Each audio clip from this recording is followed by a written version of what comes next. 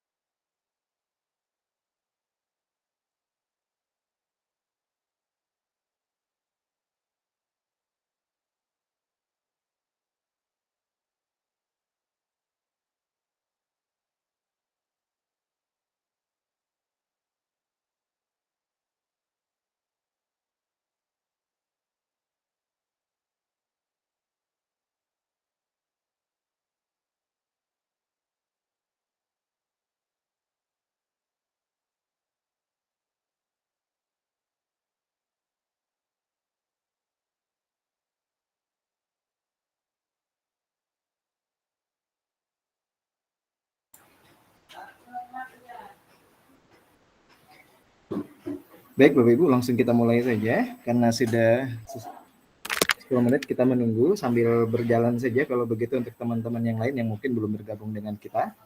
Saya awali dengan Assalamualaikum warahmatullahi wabarakatuh. Selamat pagi dan salam sejahtera untuk kita semua. Om Swastiastu, Namo Buddhaya, salam kebajikan, rahayu. Salam dan bahagia kepada Bapak Ibu Guru semua yang berada di dalam ruang virtual ini. Perkenalkan, saya Bayu Jailani, fasilitator guru penggerak untuk angkatan 6 Provinsi Jawa Timur ya, Provinsi Jawa Timur. Namun kali ini saya bertugas sebagai calon guru penggerak rekognisi angkatan 6 masih di Provinsi Jawa Timur. Jadi untuk saat ini saya bertugas sebagai calon guru penggerak ya.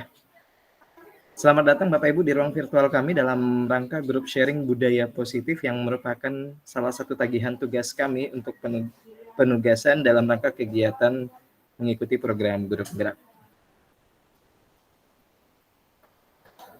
Mohon izin untuk berbagi layar.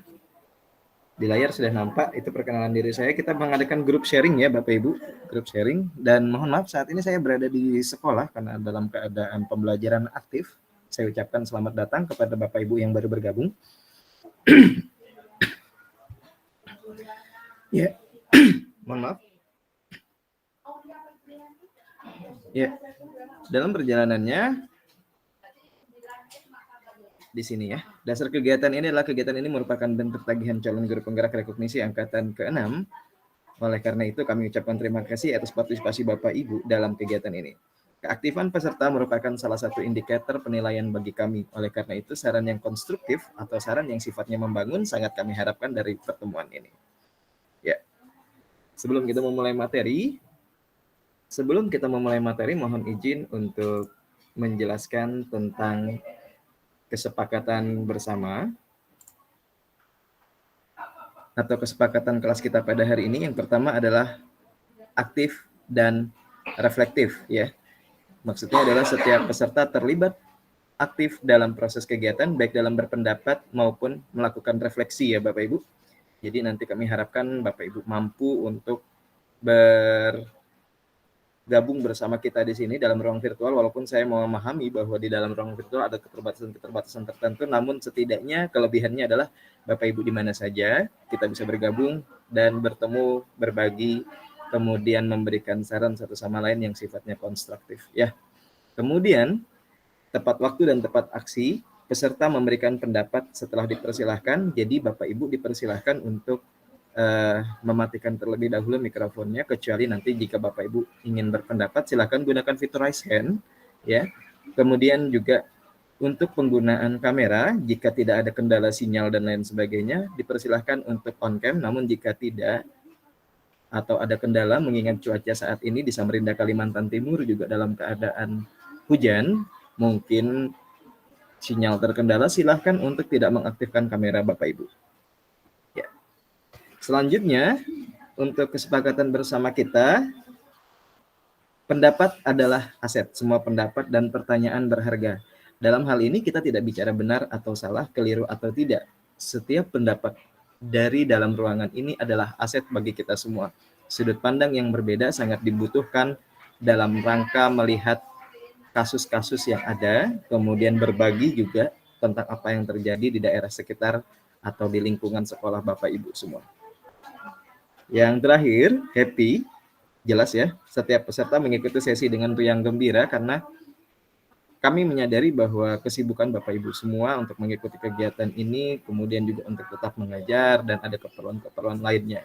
Oleh karenanya, stay happy ya Bapak Ibu, agar dapat berbagi bersama kita juga lebih fresh, seperti itu ya.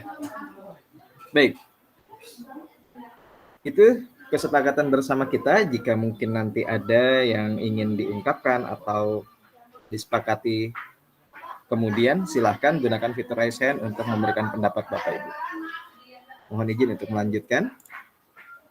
Ya, sebelum kita melangkah pada poin 1 atau disiplin positif dan nilai-nilai kebajikan universal, marilah kita berdoa menurut tata cara dan kepercayaan masing-masing. Berdoa di dalam hati, kami persilahkan.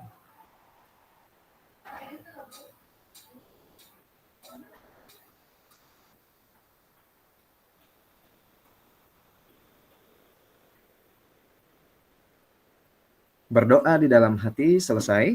Ya.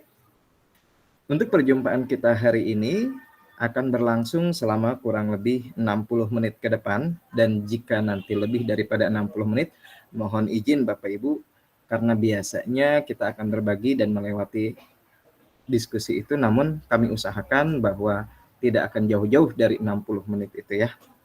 Baik, langsung saja. Untuk materi disiplin positif yang pertama, yaitu disiplin positif dan nilai-nilai kebajikan universal. Sekali lagi kepada Bapak Ibu, kami persilahkan untuk on cam jika tidak ada kendala sinyal, dan kami persilahkan untuk menggunakan fitur raise hand jika ada yang ingin mengutarakan pendapatnya. Ya, langsung saya mulai, mohon izin. Yang pertama, kalau kita bicara soal disiplin positif, berarti kita harus tahu disiplin itu seperti apa. Ada kalimat menarik atau ungkapan menarik dari Ki Hajar Dewantara mengenai pemikiran konsepsi keteladanan, sikap merdeka, dikutip dari sana ya, pada tahun 2013 untuk cetakan kelima, bukunya halaman 470 berdasarkan keterangan yang ada. Beliau mengungkapkan bahwa di mana ada kemerdekaan, disitulah harus ada disiplin yang kuat. Sungguh pun disiplin itu bersifat self-disiplin,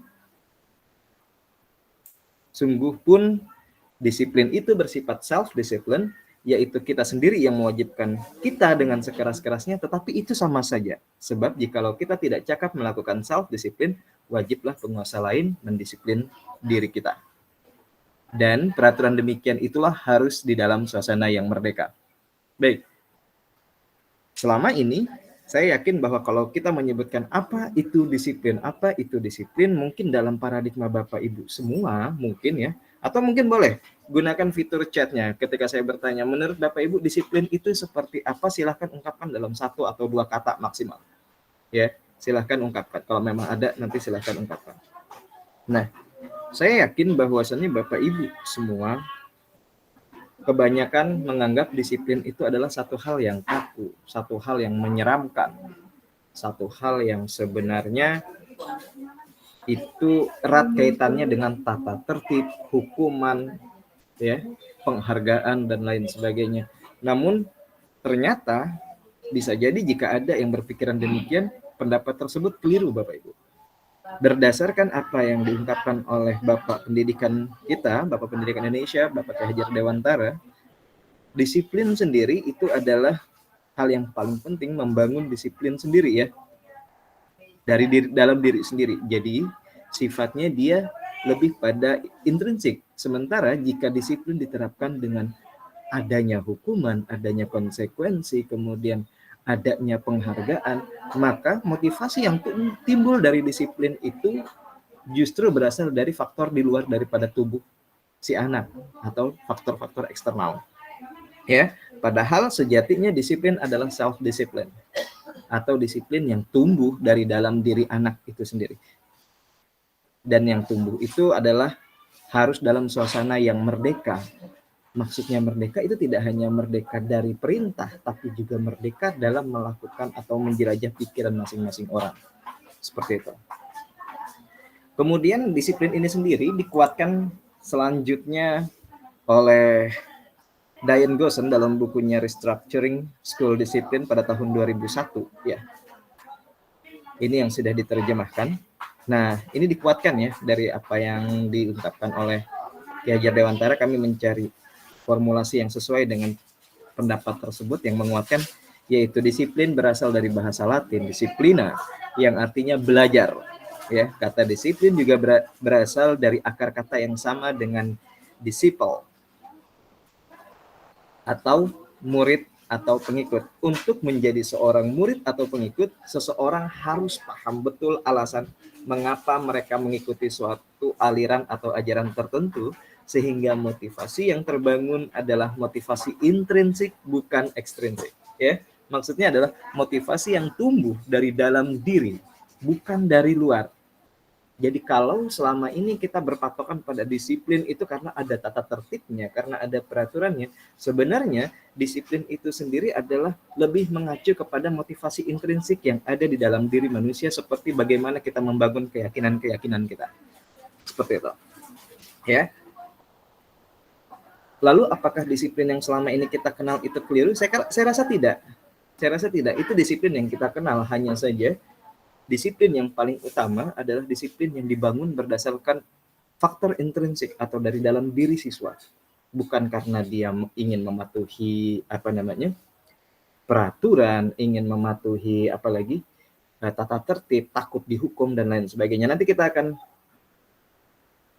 ini masih materi 1, ada 5 materi sebenarnya yang akan saya jabarkan di sini dalam waktu mudah-mudahan cukup ya 50 menit ke depan. Baik. Nah, kalau kita bicara soal disiplinnya seperti itu. Faktor disiplin yang muncul dari motivasi intrinsik ya. Di sini digarisbawahi bukan ekstrinsik atau bukan yang berasal dari peraturan-peraturan yang sungguh mengekang atau kemudian penghargaan-penghargaan yang justru dijadikan fokus-fokus yang semu. Ya, berapa banyak siswa-siswi kita yang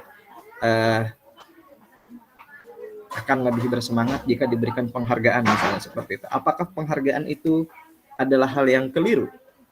Saya rasa penghargaan itu baik, tapi bagaimana cara mengaplikasikan penghargaan yang benar?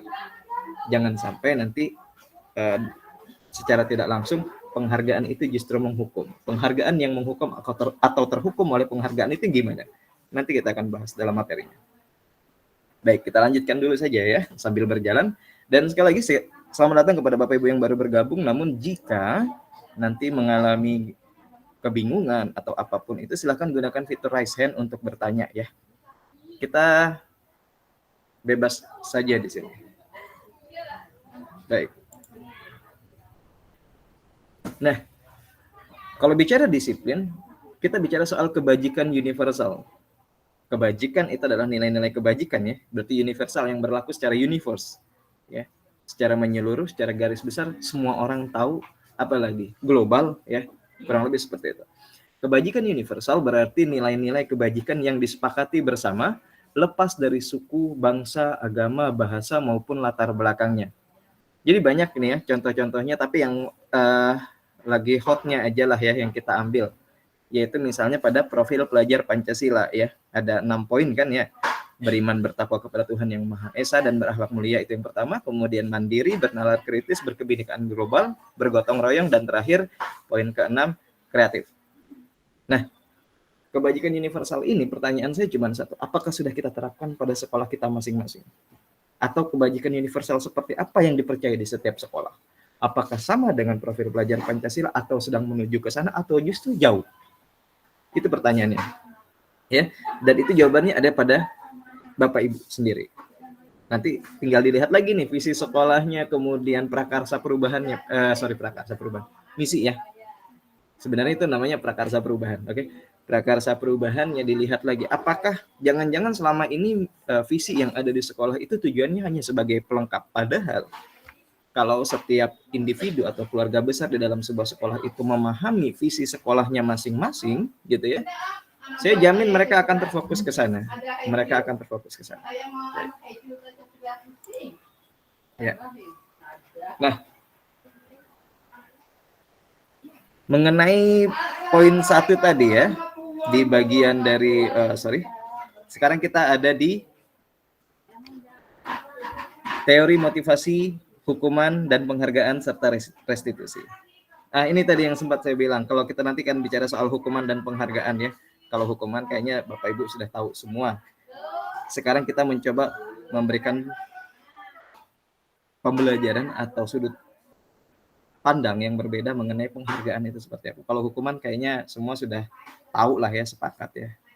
Saya terpaksa seperti ini karena waktu kita tidak banyak ya Bapak Ibu. Saya diserahi tugas setidaknya 60 menit untuk memberikan penggambaran semua, tapi setelah saya hitung ternyata baru satu materi sudah 14 menit, tapi nggak apa-apa lah ya. Saya akan mencoba menyesuaikan secepat mungkin. Baik, kita mulai dari teori motivasi dulu. Teori motivasi perilaku manusia menurut Diane Gosson itu ada 3. Ada 3 ya. Yang pertama untuk menghindari ketidaknyamanan atau hukuman. Kemudian yang kedua untuk mendapatkan imbalan atau penghargaan dari orang lain. Yang ketiga untuk menjadi orang yang mereka inginkan dan menghargai diri sendiri dengan nilai-nilai yang mereka percaya. Teori motivasi perilaku manusia ada 3 ini, berdasarkan apa yang diungkapkan oleh Diane Gosson itu ya. Pertanyaan saya berdasarkan teori motivasi ini, kira-kira kalau kita menerapkan sebuah disiplin di sekolah kita, teori motivasi itu siswa berada pada tingkat yang mana? Karena menurut saya selama ini siswa kita ada di daerah yang ketidaknyamanan karena takut ya, menghindari ketidaknyamanan atau hukuman, atau justru mendapatkan imbalan atau penghargaan dari orang lain.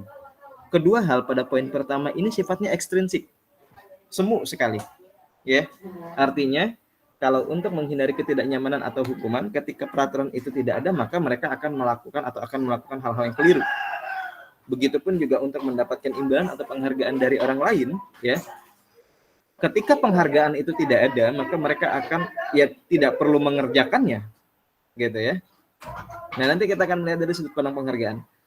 Kemudian untuk yang ketiga, inilah teori motivasi atau motivasi yang selama ini harus setiap guru mestinya bisa ya, yaitu membangun motivasi intrinsik dalam diri siswa. Membangun motivasi intrinsik dalam diri siswa agar supaya perjalanan-perjalanan yang nantinya akan dihadapi siswa ke depan, mereka tidak butuh lagi gurunya karena motivasi intrinsik itu sudah ada dalam diri mereka. Ya. Kalau dalam 1 atau poin nomor 2 itu mereka harus melihat sesuatu di luar dari diri mereka, yaitu ekstrinsiknya ya, untuk menghindari ketidaknyamanan atau hukuman. Berarti itu kita berbicara soal tata tertib ya. Kalau tidak ada tata tertibnya ya mereka akan melakukan hal-hal yang sebenarnya ketika ada tata tertib itu akan mendapatkan hukuman ya. Ya banyak lah ya yang seperti itu. Kemudian untuk mendapatkan imbalan atau penghargaan dari orang lain, misalnya berapa banyak Bapak Ibu yang mungkin adalah wali kelas dari kelasnya ya, wali kelas dari kelasnya masing-masing, ketika yang ranking 1 gitu ya, atau 3 besar misalnya nih, yang 3 besar akan saya beri hadiah, biasanya begitu.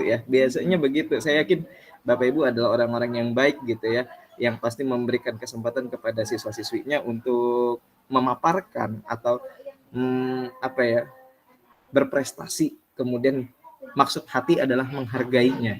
Sekarang nanti kita akan coba lihat dari sudut pandang yang berbeda ya, seperti apa sih sebenarnya kedudukan penghargaan yang baik dan benar itu, atau apakah penghargaan yang saat ini saya berikan itu tepat gitu ya. Nanti kita akan melihatnya.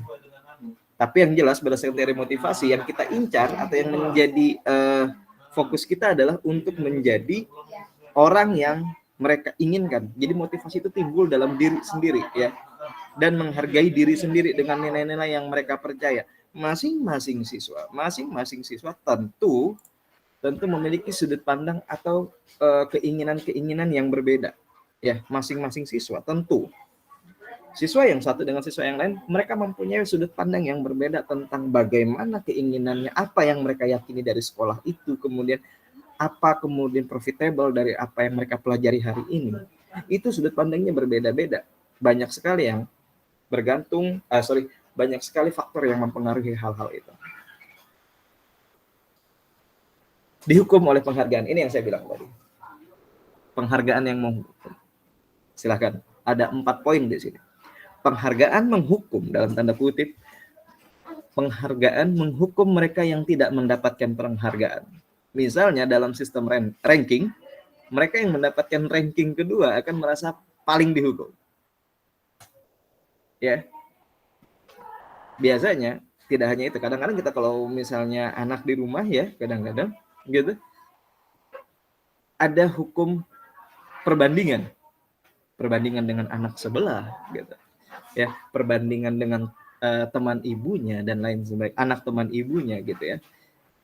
Termasuk juga si ranking 2 pasti akan merasa terhukum dalam tanda kutip ketika merasa ternyata sedikit lagi pencapaian saya bisa ranking 1, tapi kenapa saya tidak bisa sampai ke titik itu gitu.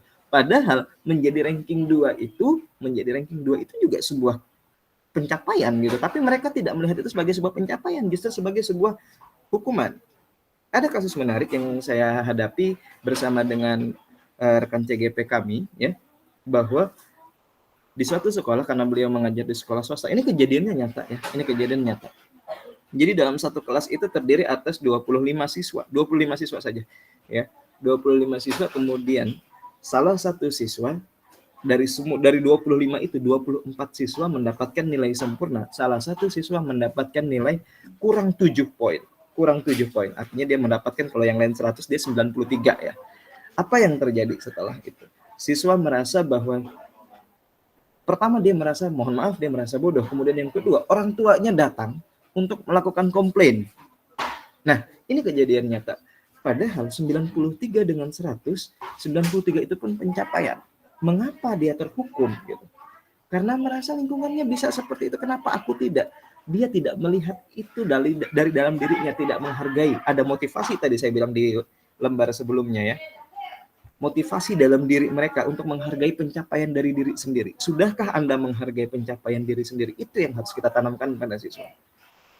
Agar mereka merasa pencapaian-pencapaian mereka itu adalah hal yang luar biasa. Ya. Kalau yang kemarin misalnya alpa atau tidak hadir di sekolah 7 hari, ketika minggu berikutnya dia menyisakan 3 atau 2 hari, itu sebuah pencapaian. Jangan dijustifikasi karena itu juga usaha gitu. Kita tidak pernah tahu apa kehidupan mereka di luar daripada jam sekolah. Karena berdasarkan peraturan di Indonesia, guru itu mungkin maksimalnya 8 jam ya, 8 jam berada di sekolah bersama dengan siswanya. Satu hari 24 jam. Artinya ada 2/3 waktu yang tidak bisa diawasi oleh setiap guru terhadap para siswanya. Jadi jangan sampai pencapaian-pencapaian itu, apa yang mereka capai, bisa kemudian melukai diri mereka sendiri, padahal itu pencapaian yang luar biasa.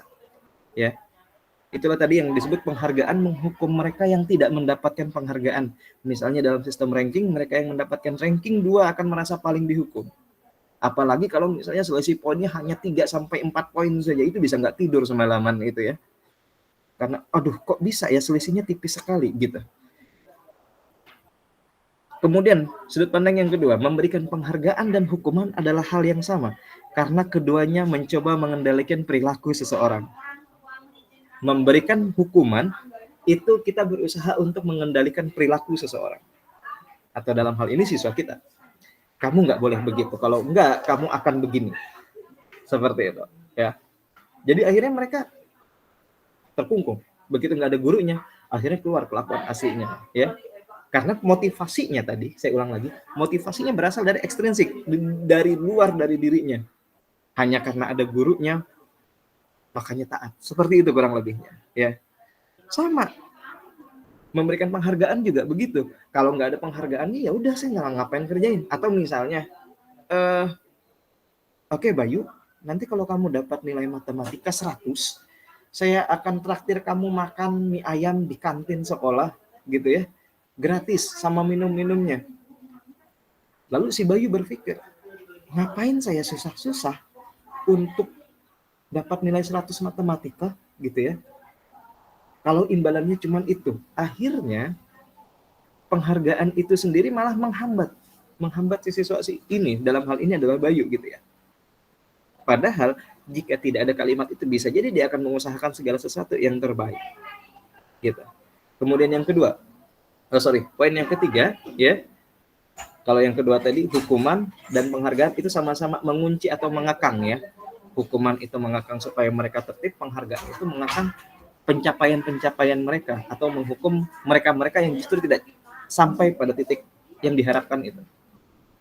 Kemudian yang ketiga, karena orang pada dasarnya tidak suka dikendalikan, dalam jangka waktu lama penghargaan akan terlihat sebagai hukuman.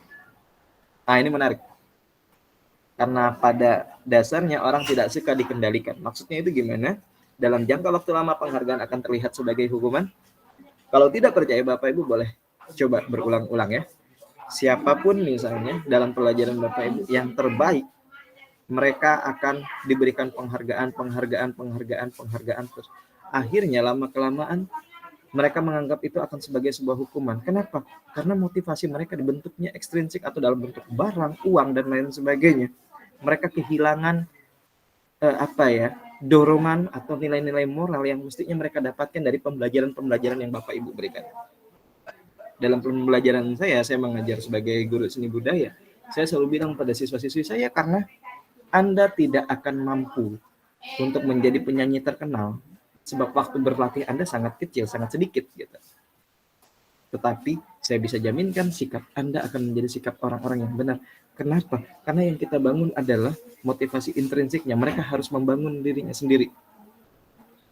Guru posisinya hanya memfasilitasi, ya, seperti itu. Jadi jangan lagi memberikan penghargaan dalam bentuk konstan. Spontan boleh, ya, tapi ya tidak perlu terlalu sering juga. Itu sebenarnya sudut pandang untuk penghargaan. Kalau ada pertanyaan, jadi sekarang kalau kita memberikan penghargaan bentuknya gimana? Gitu ya. Itulah kenapa di sekolah kami sudah mulai menghindari 10 peserta terbaik dan lain sebagainya, pencapaian nilai tertinggi, tidak. Gitu.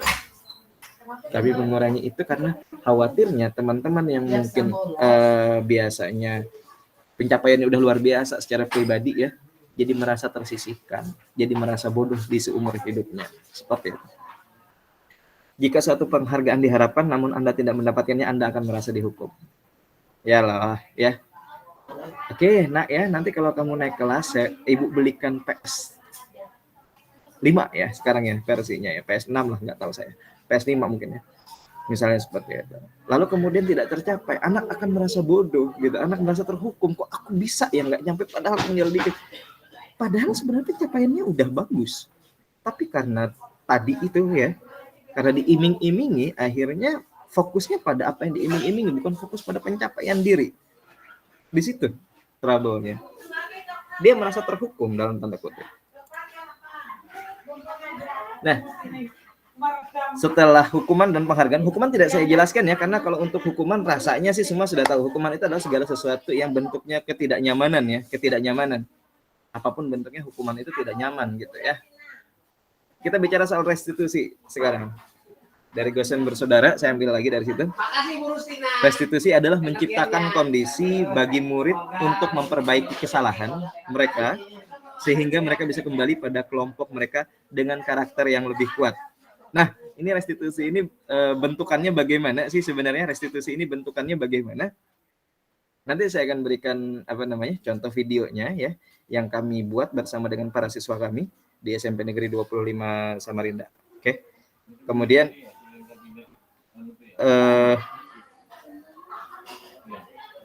tidak masalah, ya. Saya lanjut, ya. Restitusi juga adalah proses kolaboratif yang mengajarkan murid untuk mencari solusi untuk masalah dan membantu murid berpikir tentang orang seperti apa yang mereka inginkan, bagaimana mereka harus memperlakukan orang lain. Jadi ini sudah kami praktekkan dengan siswa-siswi kami. Salah satu testimoninya adalah, kalau dulu kami melakukan kesalahan, itu kami dimarahin. Ternyata kalau dengan menggunakan praktek restitusi itu, kita diminta untuk berpikir, kesalahan kita itu sebenarnya disebut salah karena apa? Apakah menyalahi peraturannya? Apakah karena kita bagaimana? Terus nilai positif kita itu sebenarnya seperti apa? Jadi kita diajak berdialog, ya. Restitusi ini mengajak berdialog. Biasanya nih guru-guru BK, saya lihat guru-guru BK lumayan banyak, ya, dalam ruangan ini. Baik yang dari Samarinda maupun yang dari Sangatta, Kutai Timur, ya. Selamat datang Bapak Ibu guru BK, Anda semua luar biasa. Tapi sebenarnya ini tidak hanya tugas guru BK, Bapak Ibu. Ini tidak hanya tugas guru BK. Mengajak mereka berdialog, berdiskusi dengan menggunakan pendekatan restitusi itu tidak hanya tugas guru BK, ya. Tidak hanya tugas guru BK. Bisa jadi itu juga tugas wali kelas. Logika berpikirnya begini. Berapa jumlah guru BK dalam sekolah Bapak Ibu? Banter-banternya itu ya 5 sampai 6 orang, ya. Kadang-kadang hanya ada 2. 2 mengatasi 700 siswa. 3 mengatasi 800 siswa. Itu tidak efektif kalau hanya membangun dialog berdasarkan dengan jumlah guru BK-nya saja. Itulah kenapa restitusi ini perlu dikuasai oleh guru-guru wali kelas, guru mata pelajaran, gitu, ya.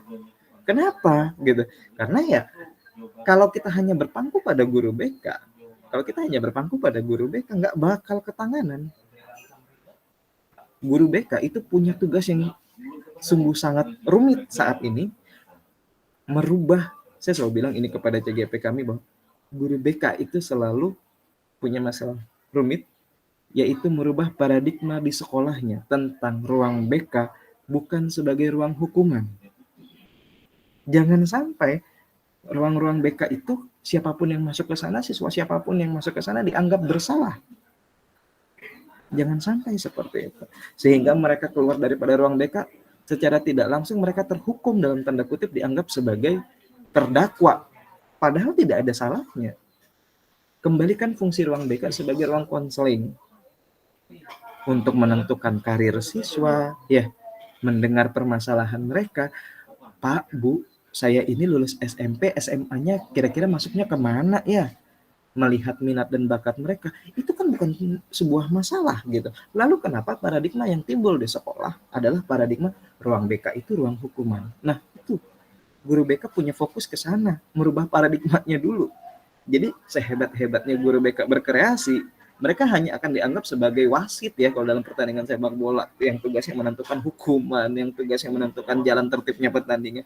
Padahal mereka punya tugas yang jauh lebih mulia daripada itu. Ketika guru di dalam kelas berpikir tentang materi pembelajaran, maka guru BK berpikir tentang seperti apa ke depannya kamu nanti lulus dari sekolah ini. Ya kan seperti itu ya. Paham ya Bapak Ibu ya? Bisa diikutin ya. Kalau saya bicara terlalu cepat nanti mohon di raise hand saja. Nah, makanya dalam praktik restitusi ini, setiap guru itu harus bisa mempraktekannya, jangan sampai hanya berpangku tangan pada guru BK saja. Kasihan guru BK nanti nggak punya waktu mereka untuk kehidupan di luar sekolah mereka ya, kalau harus 3 orang mengurus sekitar 700-800 siswa gitu. Jadi ini sekali lagi restitusi ini nanti prakteknya Bapak Ibu bisa lihat ya. Contoh-contohnya sebenarnya banyak, tapi saya pun juga melakukan contoh ini bersama dengan siswa-siswi kami. Ya. Nanti. Ya. Selanjutnya adalah keyakinan kelas Bapak Ibu. Ya. Itu tadi mengenai restitusi. Sekarang mengenai keyakinan kelas. Ya. Keyakinan kelas itu apa sih ya? Keyakinan kelas itu adalah ya apa yang kita yakini. Di dalam kelas itu siswa pasti punya mimpi, kelas seperti apa yang mereka inginkan. Kelas seperti apa yang mereka inginkan, kelas seperti apa yang bisa membuat mereka bisa mengeksplorasi kemampuan mereka gitu ya. Ini sudah saya buat, bahkan saya membuatnya di siswa-siswa saya kelas 7 ya. Kita kalau Bapak Ibu beri mereka secari kertas kelas seperti apa sih yang mereka inginkan, itu banyak sekali mimpinya yang sebenarnya itu sederhana-sederhana saja kok. Yang itu sebenarnya bisa diturutin ya. Kita tahu nanti dari jawaban-jawaban berdasarkan pengalaman saya, ternyata di kelas itu ketika terjadi bullying atau perundungan, kan lagi rame nih ya, apalagi saya lihat ini mayornya juga banyak guru BK di sini. Bullying gitu ya. Ketika terjadi bullying, ternyata di kelas itu sering terjadi bullying, sehingga ketika saya tanya keyakinan kelasnya seperti apa, ada yang menuliskan di secari kertas itu saya ingin jangan ada perundungan di dalam kelas seperti itu. Kita nggak sempat berdialog dengan mereka bahwa ternyata selama ini ketika kita tidak ada, mereka tidak nyaman ternyata ya. Nah, membangun motivasi intrinsik dalam diri setiap warga kelas itu dengan keyakinan kelas. Ya. Keyakinan kelas seperti apa ya tergantung. Kelas kami di Samarinda, kelas kami di SMP Negeri 25 tentu berbeda dengan kelas Bapak Ibu yang di Teluk Pandan ya. Tadi saya lihat ya di SMP 1 Bapak Warsono ya. Kemudian kelas-kelas dari SMP 46 ya. Kemudian sekolah-sekolah dari Bontang juga pasti berbeda. Pasti berbeda Bapak Ibu dengan apa yang kami rasakan di sini, sehingga keyakinan kelas itu nanti terbentuk pertama memiliki ciri khas dalam tanda kutip sesuai dengan keadaan yang terjadi saat itu. Oleh karenanya keyakinan kelas bersifat lebih abstrak daripada peraturan yang lebih rinci dan konkret. Jadi nanti contoh-contohnya itu nanti saya akan share video ya Bapak Ibu, nanti akan saya share videonya. Saya bacakan dulu poin keduanya adalah keyakinan kelas berupa pernyataan-pernyataan universal ya. Kemudian yang ketiga, pernyataan keyakinan kelas senantiasa dibuat dalam bentuk positif. Jadi penggunaan kalimat-kalimatnya positif. Tidak lagi ada kata dilarang membawa handphone. Gitu. Tapi misalnya bisa digunakan dengan, ini contoh ya, ini contoh saja, nanti Bapak Ibu bisa kembangkan masing-masing untuk membuat keyakinan kelas. Ini yang sudah saya praktekkan.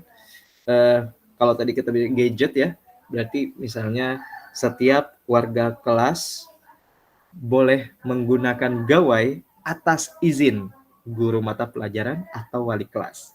Nah, tidak dilarang. Tapi mereka akan membangun, oh ya, saya boleh begini, saya boleh begitu. Apalagi sekarang kalau kita bicara handphone tidak boleh dibawa ke sekolah, saya rasa peraturan revisi harus direvisi ya.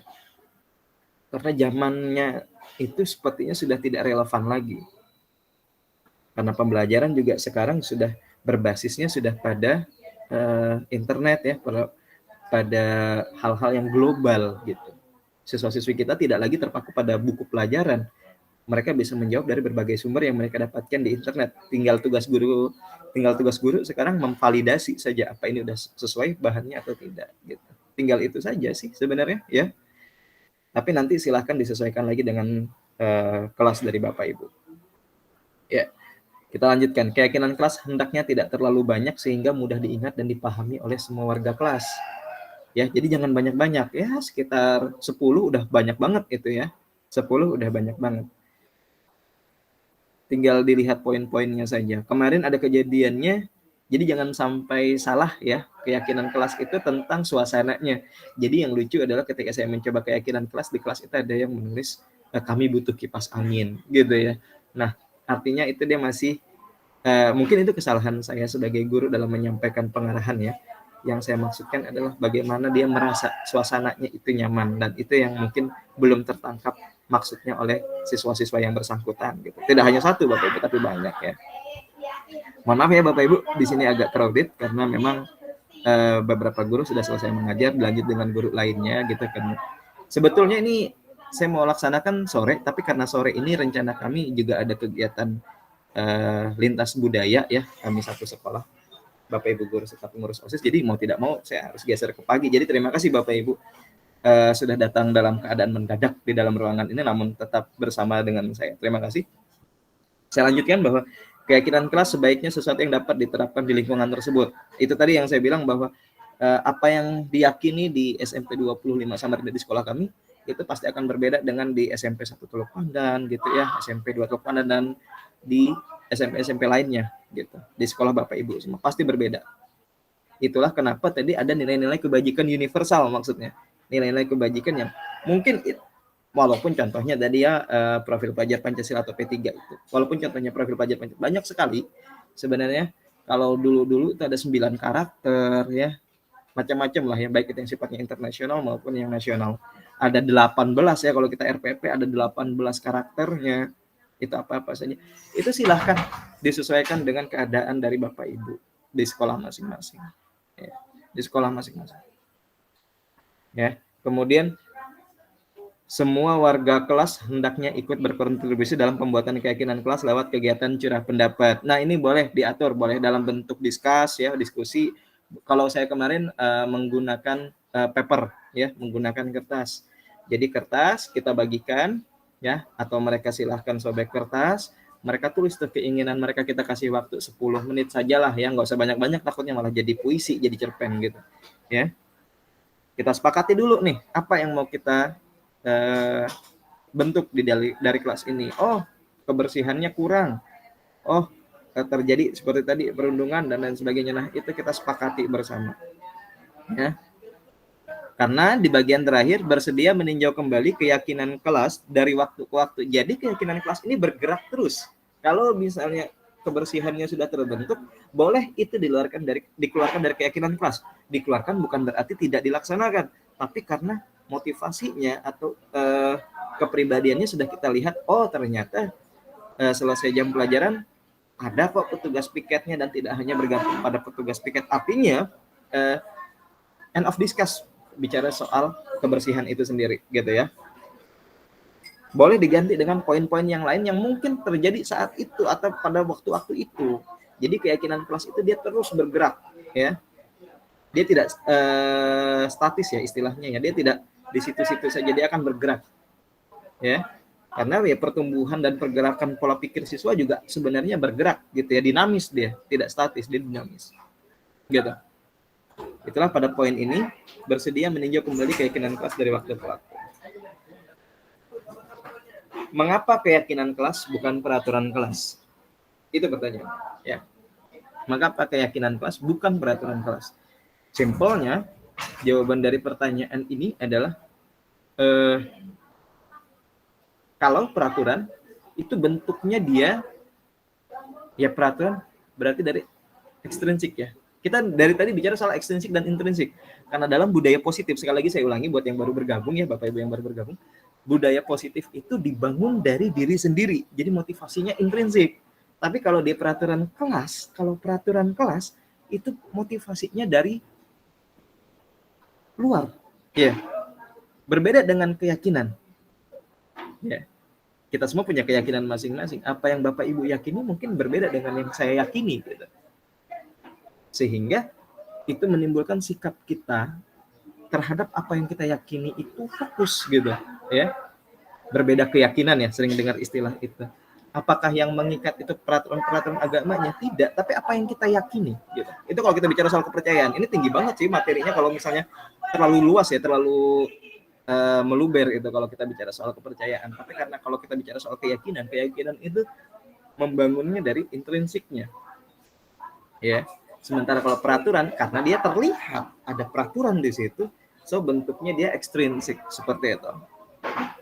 Itulah mengapa yang disebut di sini keyakinan kelas bukan peraturan kelas.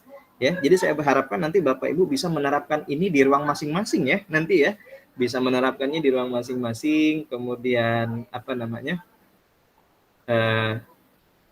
bisa lah nanti berbagi dengan kita di satu lain kesempatan lagi, karena nanti akan banyak sekali materi-materi saya. Mudah-mudahan nanti kita bertemu bisa tidak hanya grup sharing bersepuluh ini, atau bersebelas ya berarti ya. Tidak hanya bersebelas ini, tapi bisa lebih gitu ya. Karena sebenarnya sebagus apapun materi, kalau bentukannya hanya teorikal seperti ini saja, tidak akan berfungsi, tidak akan bisa memberikan impact yang lebih besar. Jadi saya berharap nanti Bapak Ibu mencoba. Saya ngomong Bapak Ibu mencoba berharapnya karena saya sendiri juga sudah mencoba ya Bapak Ibu. Jadi saya izin tarik layar dulu. Saya akan berikan video ini.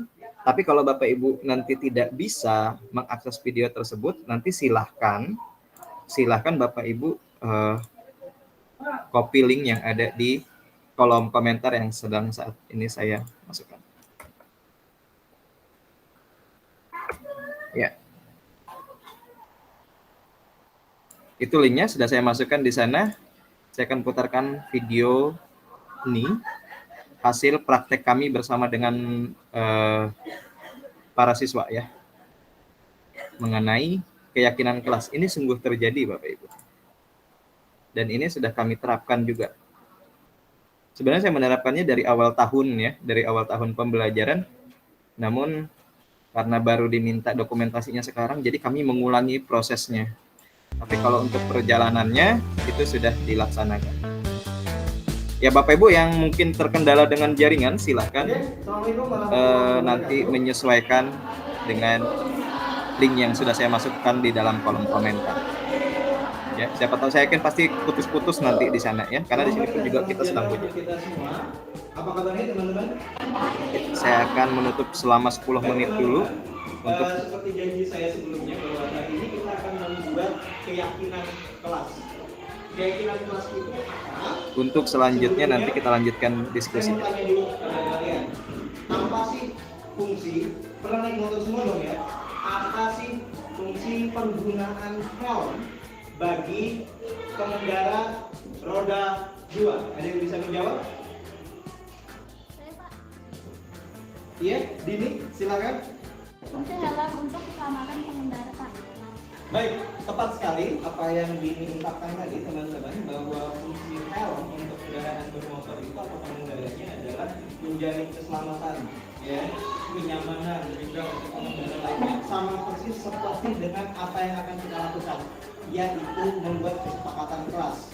Kita harus memahami apa-apa saja hal-hal yang kita yakini. Kelas seperti apa sih yang kita pengenin? Kelas seperti apa sih yang menurut kita itu bisa membuat kita merasa nyaman? Seperti itu. Oke? Nah, sekarang untuk mengetahui itu, kalian silahkan ambil kertas 1 lembar dan tuliskan apa-apa saja atau hal-hal apa saja yang kalian inginkan agar kalian dapat merasa nyaman di kelas kalian sendiri, terutama untuk pelajaran saya, yaitu pelajaran seni budaya. Yuk, silahkan ambil kertas lembarnya.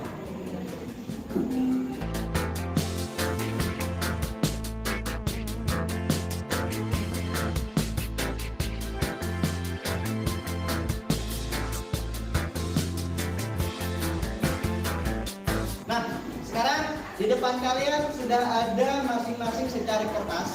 Silakan tuliskan keyakinan kelas atau kelas seperti apa yang kalian inginkan. Nilai-nilai kebajikan apa atau nilai-nilai kebaikan apa yang ingin kalian peroleh dalam kelas kalian, terutama pada saat jam pelajaran seni budaya. Silakan.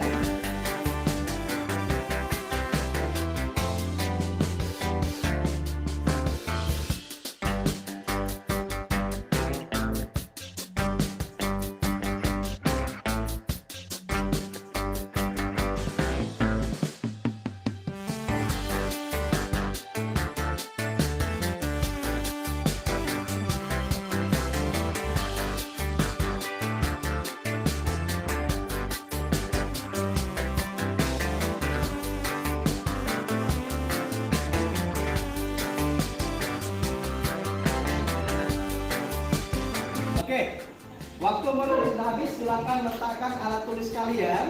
Ya, saya minta nanti dari masing-masing barisan untuk mengambil dari barisan paling belakang. Adit, silakan diambil. Syahlia, Wildan, kemudian Topik di ujung sana. Tolong diambil semua jawaban dari rekan-rekannya. Silakan.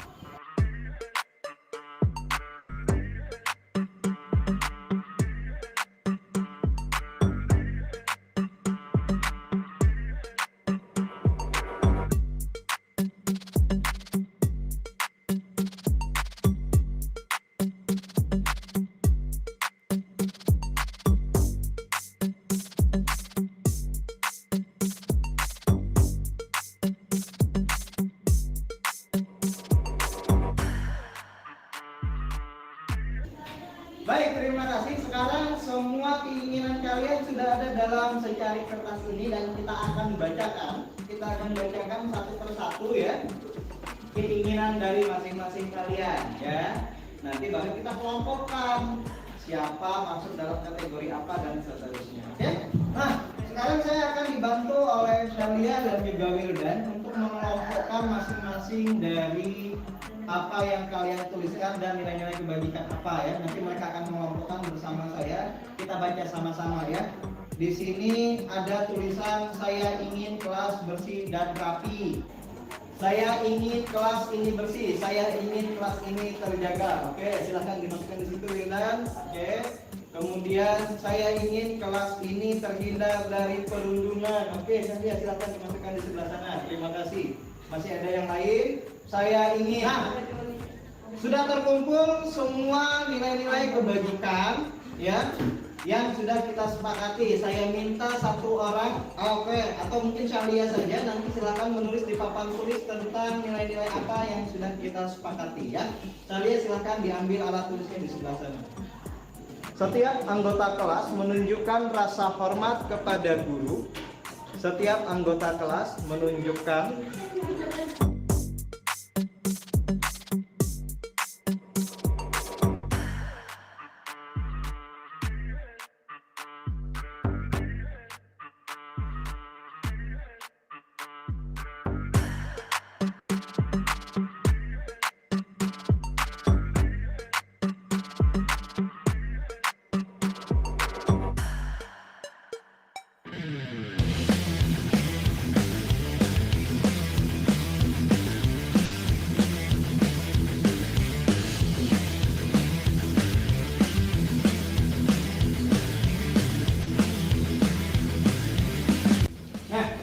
di papan tulis sudah ada 10 poin yang sudah kita sepakati ya.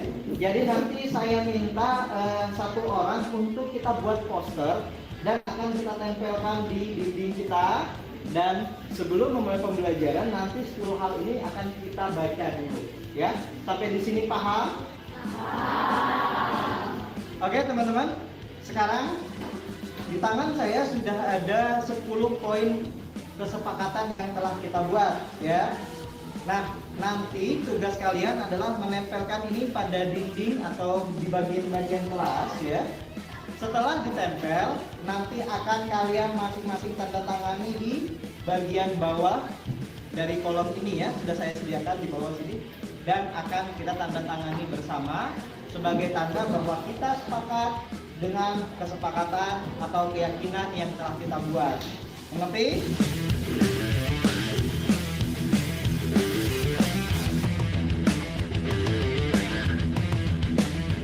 Baik, sekarang tugas kalian adalah menandatangani kesepakatan yang telah kita tempelkan itu. Kita mulai dari ketua kelas, dilanjutkan teman-teman yang lainnya, oke?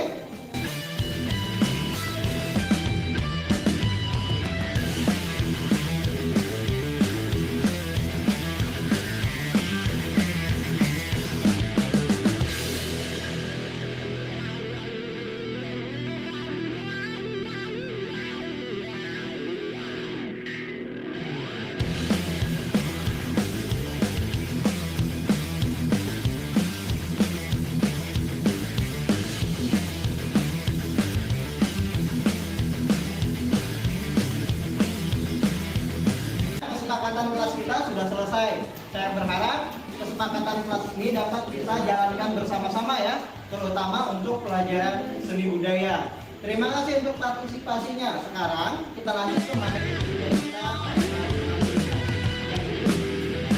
Baik, demikian kita akhiri pertemuan kita untuk pelajaran seni budaya kita pada hari ini. Saya akhiri, sehat terus ya. Sampaikan salam saya kepada orang yang kalian sayangi di rumah nanti. Saya akhiri dengan assalamualaikum warahmatullahi wabarakatuh dan selamat pagi.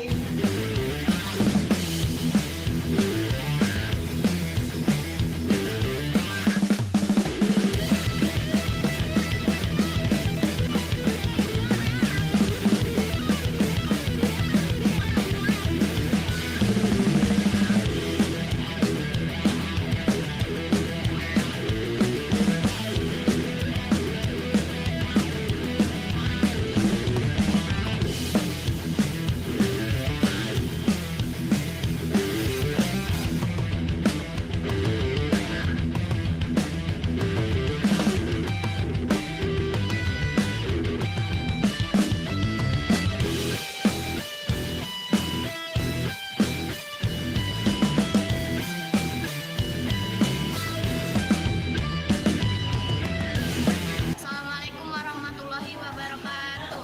Kalau saya Amelda Sapitri, kelas 7B, kami baru aja membuat kesepakatan kelas agar kelas kami tertib. Terima kasih Pak Bayu. Wassalamualaikum warahmatullahi wabarakatuh.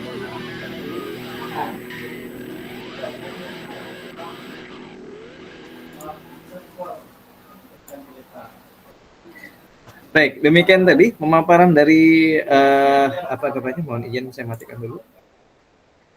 Ya, demikian tadi pemaparan apa yang telah kami lakukan. Sebenarnya dilakukannya sejak awal semester ya, tapi karena baru diminta itu pada saat ini, jadi kami melakukan reka ulang gitu ya. Tapi apapun hal yang kami dapatkan itu masih tetap sama. Masih tetap sama Bapak Ibu. Jadi mohon izin kembali ya. Jadi membangun keyakinan kelas tadi itu berdasarkan apa yang mau mereka. Kenapa saya pilih kelas 7 yang satu ini? Jadi sedikit bercerita bahwa di kelas 7 yang satu ini, itu ketika di kelas-kelas lain ada 2 gambar wakil presiden dan presiden tentu saja, di kelas ini hanya ada 1 Bapak Ibu. Di kelas 7B ini hanya ada 1 ya, yaitu presidennya saja. Dan itu posisinya ada di tengah-tengah. Ini awal saya bercerita, saya tanya, kenapa hanya ada Bapak Presiden saja, wakilnya mana? Saya bilang begitu. Lalu mereka menjawab, nggak apa-apa Pak, wakilnya kami nggak punya gambarnya, tapi kami taruh itu di tengah. Saya tanya, kenapa ditaruh di tengah?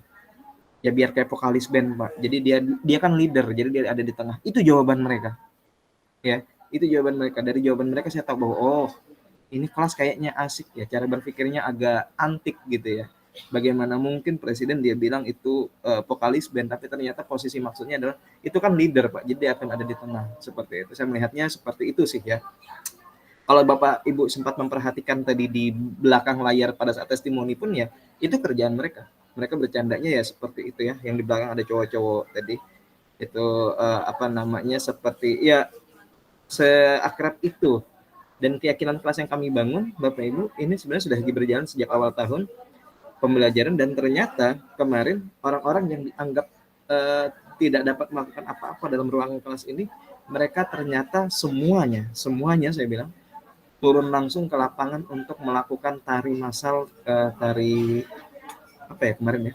pesisir ya, tari Jepang pesisir. Semuanya tidak terkecuali satu apapun dari mereka, tidak terkecuali, karena mereka merasa nyaman. Jadi Tapi persyaratannya satu, Pak, boleh nggak kami berlatihnya nanti di kelas kami? Saya bilang ya silahkan, gitu. Dan mereka berlatih sendiri, tampilnya mereka tampil barengan semua tanpa terkecuali.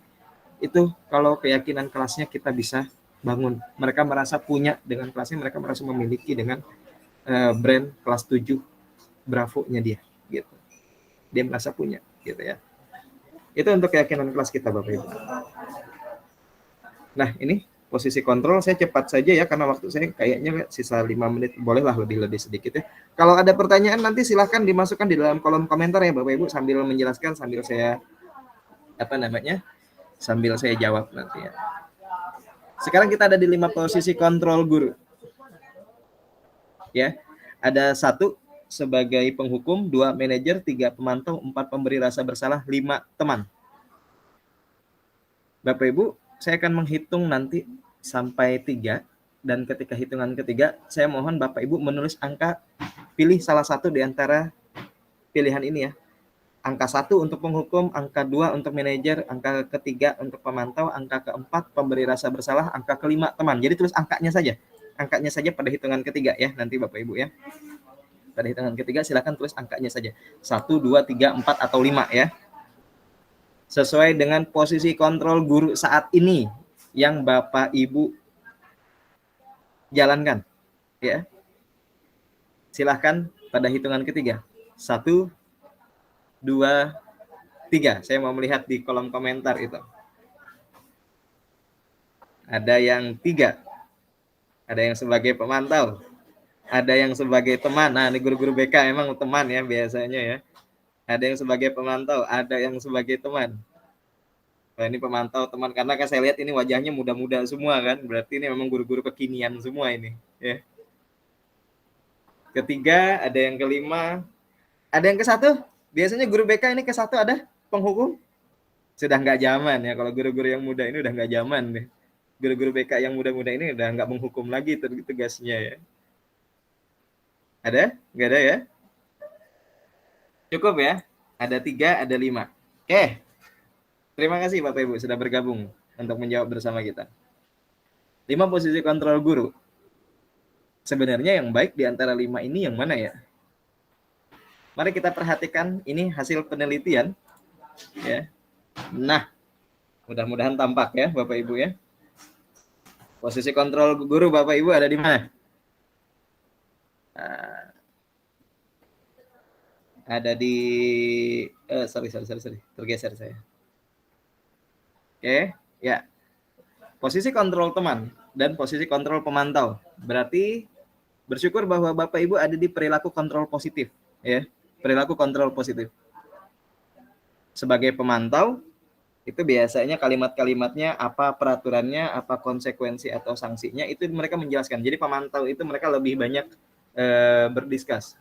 Kalau teman, sebagai teman ya selayaknya teman ya, mereka akan bercerita, bahkan kadang-kadang ceritanya pun di luar daripada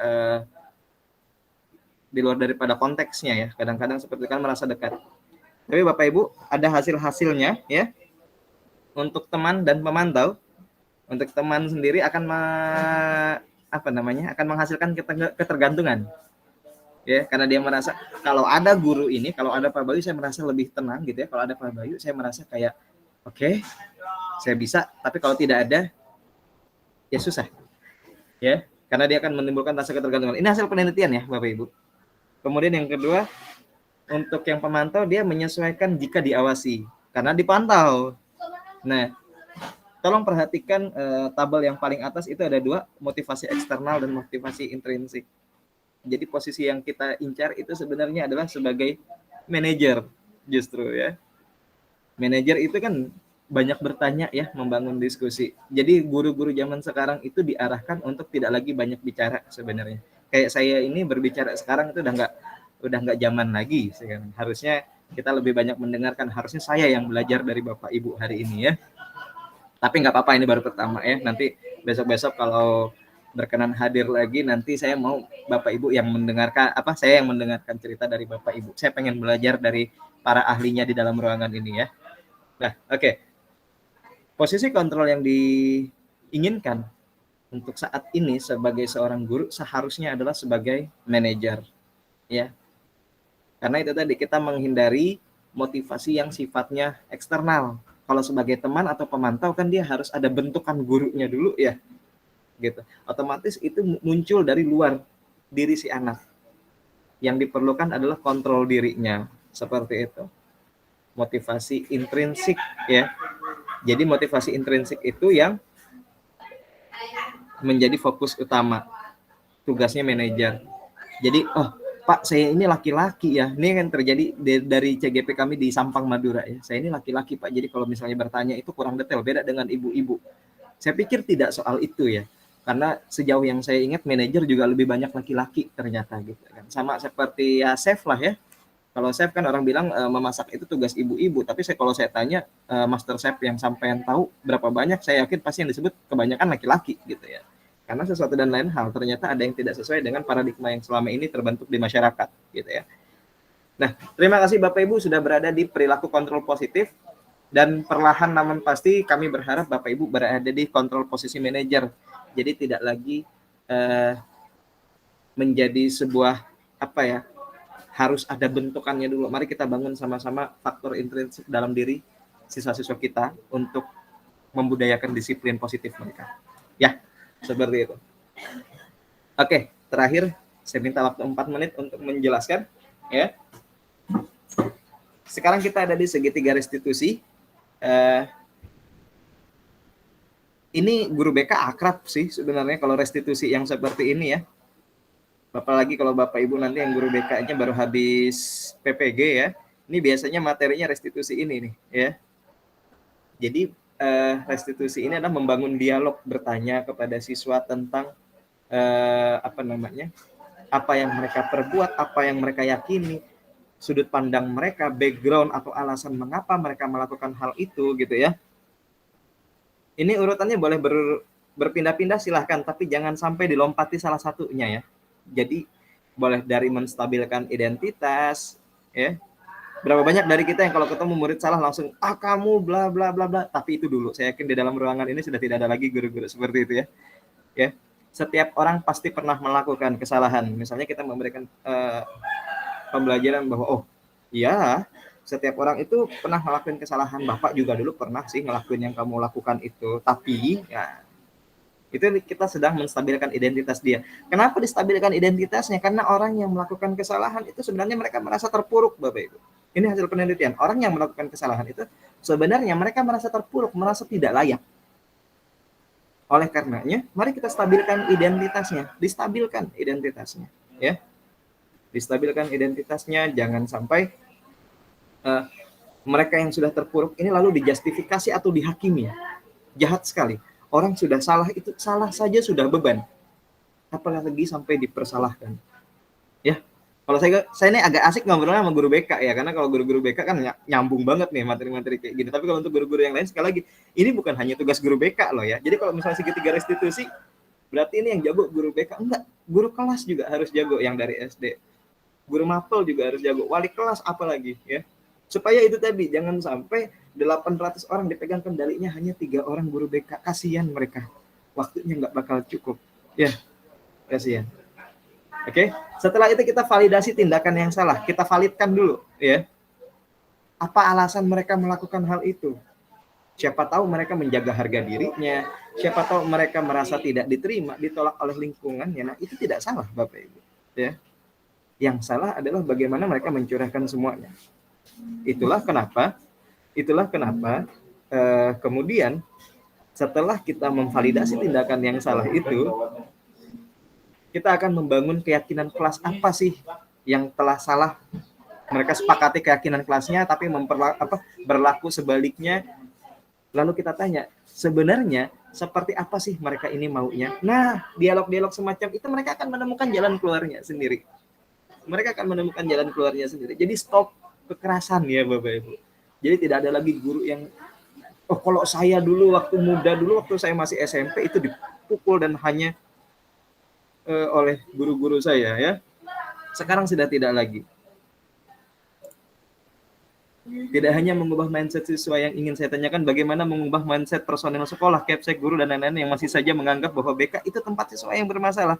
Karena masih ada yang beranggapan demikian. Terima kasih. Iya, ini hal yang penting ya. Ini hal yang penting. Bahwa merubah mindset BK bukan sebagai ruang hukuman. BK itu adalah ruang yang menyenangkan.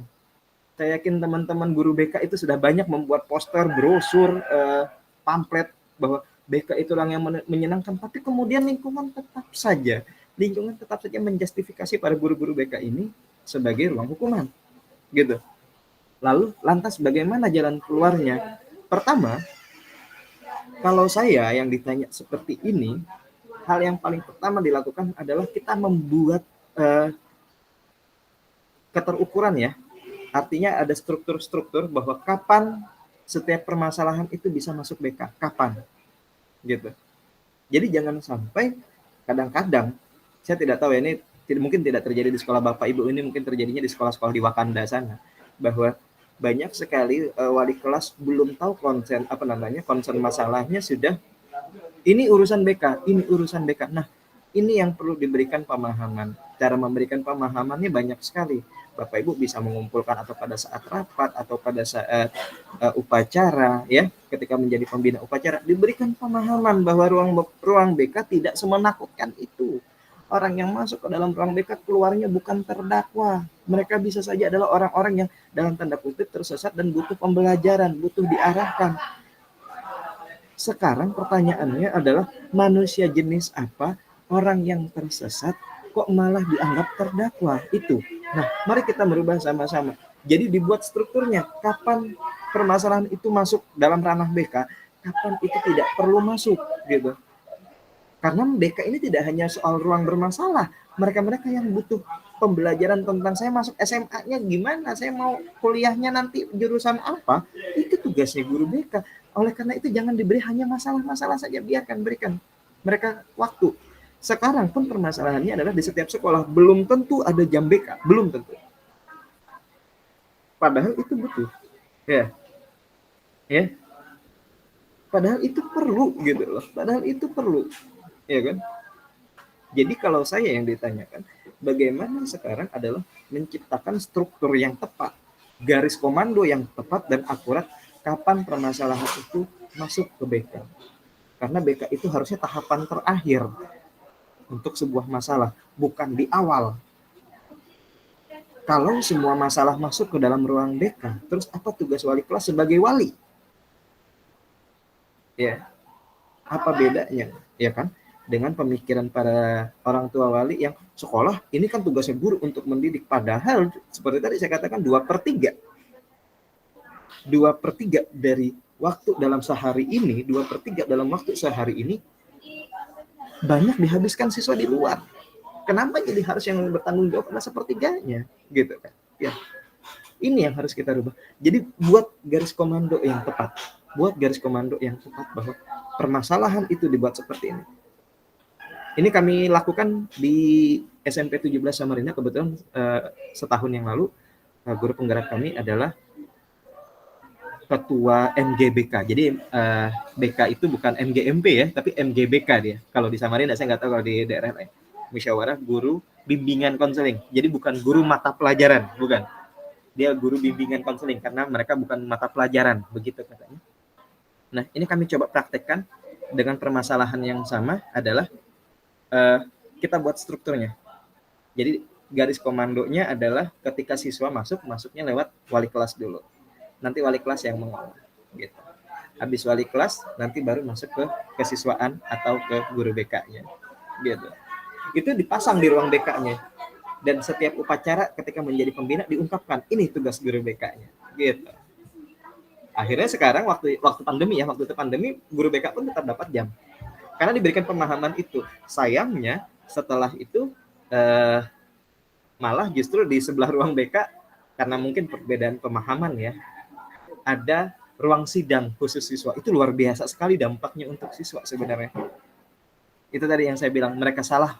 Belum tentu salah, tapi sudah dicap orang yang bersalah. Itu jahat sekali sebenarnya.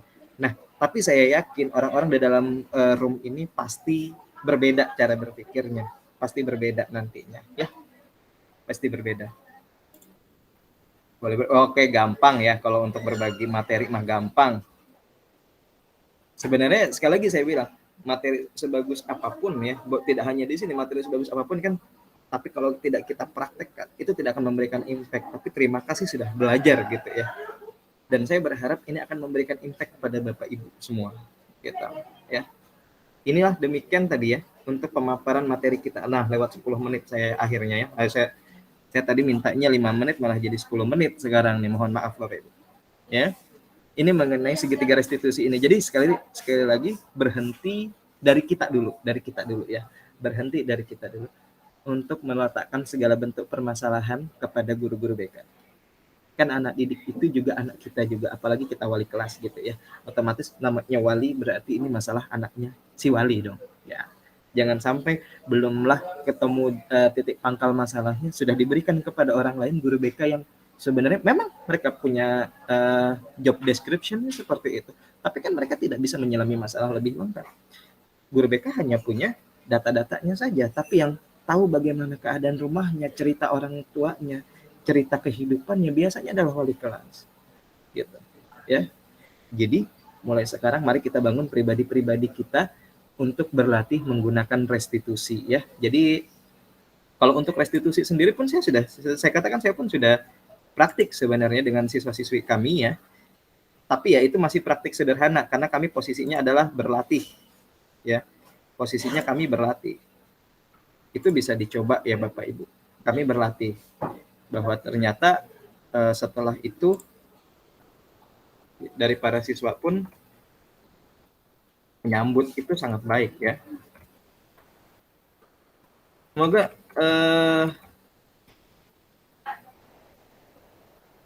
kita bisa berbagi hal-hal baik ini juga nantinya. Saya berharap pun demikian. Dan saya ucapkan terima kasih Bapak Ibu sudah berbagi meluangkan waktunya untuk saya menyelesaikan tugas saya. Terima kasih, saya berhutang budi sekali dengan Bapak Ibu semua yang berada di dalam ruangan ini ya. Ini untuk materi terakhir kita, restitusi. Ya, untuk prakteknya, contoh prakteknya sudah saya tempatkan, tapi sebenarnya di YouTube banyak yang sudah saya kerjakan itu ya. Karena kalau kami dari guru penggerak itu tidak boleh memberikan segala sesuatu sebelum kami mempraktekannya gitu ya. Jadi jangan sampai belum dipraktekkan terus diajarkan. Kami harus mencoba dulu kurangnya apa gitu ya. Bagaimana lebihnya dan lain sebagainya. Termasuk video-video saya pun juga masih banyak kurangnya. Termasuk video yang tadi juga masih banyak karena durasinya sudah 10 menit. Itu saya belum memasukkan materinya. Kalau tadi di video sebelumnya adalah nilai-nilai apa yang kita sepakati. Harusnya ada dulu. Misalnya kebajikannya apa. Non-bullying class, kemudian kebersihan dan lain sebagainya. Tapi tadi saya langsung mengambil pendapat karena tadi saya khawatirnya durasi videonya kepanjangan. Ya. Oke, tapi tadi terima kasih sudah berbagi pertanyaan dengan kita karena waktu saya juga sudah cukup ya. Nah ini untuk penjelasannya ya, menstabilkan identitas, validasi tadi sudah saya jelaskan juga. Semua perilaku memiliki alasan, ini yang paling penting dalam validasi. Jadi kita perlu tahu alasannya dulu, jangan justifikasi, tahu dulu alasannya. Ya. Kita punya siswa misalnya 4 hari ini tidur di dalam kelas. Kita perlu tahu alasannya apa dulu. Siapa tahu dia jualan, siapa tahu dia tulang punggung keluarga. Betapa berdosanya kita ketika anak-anak semulia itu yang dia menghidupi keluarganya, malam kurang tidurnya, pagi untuk sekolah, lalu kita justifikasi. Berdosa kita Bapak Ibu. Tapi saya yakin sekali lagi tidak ada guru-guru seperti itu di dalam ruangan ini. Ya, menanyakan keyakinan. Jadi kalau misalnya kamu tidur dalam kelas, sebaiknya kamu gimana? Oh mungkin untuk jualan saya bisa potong waktunya 1 jam ya Pak ya, biar saya cepat istirahat, atau mungkin nanti bagaimana dan seterusnya. Dia akan membangun sendiri kesadaran self controlnya sendiri, self discipline-nya sendiri seperti itu. Udah cerita ya tadi ya, karena waktu saya juga udah mepet 15 menit. Terima kasih Bapak Ibu sudah hadir di ruang meeting kita hari ini ya. Terima kasih sudah membantu saya menyelesaikan semua hal ini. Saya sangat senang sekali bisa berbagi hal-hal yang hebat dan luar biasa bersama dengan Bapak Ibu guru hebat di dalam ruang ini. Sehat selalu Bapak Ibu. Ini sudah saya kontrol print screen semua sebenarnya, jadi tidak perlu kita buka kamera lagi karena buktinya cukup dengan daftar hadir yang sudah saya pasang secara otomatis dalam aplikasi kami ya. Jadi terima kasih untuk kehadiran Bapak Ibu semua dalam ruang ini. Sehat terus ya, salam dan bahagia. Sampaikan salam kami kepada orang-orang yang Bapak Ibu cintai di manapun berada. Saya akhiri dengan Assalamualaikum warahmatullahi wabarakatuh. Selamat siang, Om Santi Santi Om. Terima kasih Bapak Ibu. Kami persilahkan untuk meninggalkan room ini. Waalaikumsalam. Terima kasih Pak Bayu. Sama-sama Pak Bakti.